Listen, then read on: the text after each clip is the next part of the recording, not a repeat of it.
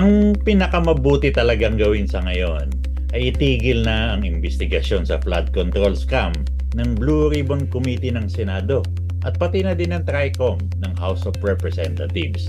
Wala namang silbi yan. Woo! Alam po ninyo, maski gaano kabuti ang intensyon ng Senado at ng Kamara na imbestigahan ang punot dulo ng flood control scam, ang problema nila dito, pagdating sa dulo, mawawalan to ng saysay. Bakit kanyo? Kasi walang naniniwala. Dahil ang paniwala ng marami na ang ugat ng flood control scam ay mismo nasa Senado at sa Kamara, mismo yung matataas na opisyal ng dalawang kapulungan. Paano na? Woo! Hanggang Sabado nga ng gabi, August 30, 2025, ang paniwala ng marami ay hindi aalis si Secretary Manuel Bonoan sa DPWH. Wow! Nagsalita pa po siya nung araw na yon, pinost pa sa website ng DPWH, panoodin natin. Meron ngang nananawagan sa akin na ako po raw ay mag-leave o kaya po ay mag-resign dahil po sa isyong ito. Yan po sana ang madaling gawin, mag-resign o talikuran ko ang problema. Pero hindi po ang pag-alis o pag-iwas ng responsibilidad ang tamang paraan ng paghahanap ng solusyon. Sa akin po, tatanggapin ko ang accountability, pero tandaan po ninyo, hindi ko po kukonsintihin at papayagan ang anumang uri ng korupsyon na nangyayari. Wow! Pero mistulang ginulat ng Malacanang ang bansa nang nag-anunsyo ito ngayong linggo pagkatapos ng isang araw, August 31, 2025, natanggal na si Bonoan. Siyempre, ang pinalabas nila, tinanggap daw ang resignation. Pero sinipa po talaga yon. At pinalitan na ni Secretary Vince Dizon. Woo!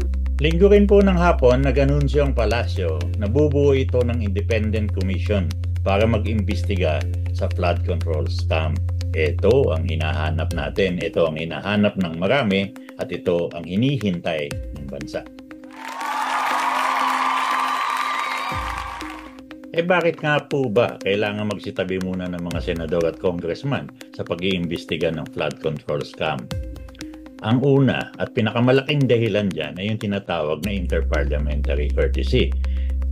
Diyan po sa patakaran na yan, sa tradisyon na yan, hindi pwede obligahin ng Senado, ng Blue Ribbon Committee ni Senator Dante Marcoleta na dumalo sa kanilang pandinig ang mga miyembro ng mababang kapulungan. Paano yan? May pagdududa na ilang mga congressman ay sangkot sa flood control scam. May mga sinasabi na mga congressman daw ay kontraktor ng sarili nilang proyekto. At kung maniniwala tayo sa sinasabi ni Senator Ping Lacson, 67 pa nga daw na congressman ang sangkot. Paano nila iimbestigahan yan? Paano din yan iimbestigahan ng Kamara? Tatawagin ba nila yung sarili nilang kakampi sa sarili nilang investigasyon dito sa sinasabi nilang TRICOM Committee ng House? Hindi natin maaasahan yun. Woo! Ang nangyayari dyan, kapag ganyan na magiging sistema, puro siguro kalaban na lang nila ang kanilang hahabulin. Samantalang yung kakampi nila, kanilang pagtatakpan. Anong klaseng investigasyon yan?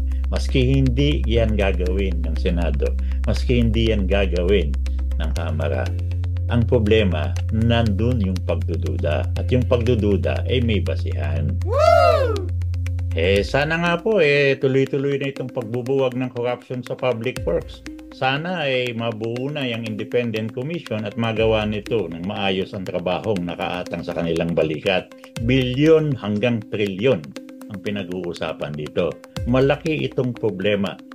Malaki itong problema ng ating pamahalaan at ng ating bayan. Inaasahan natin na mabuo na agad ang special commission para mag-imbestiga dito sa napakalaking scam na ito.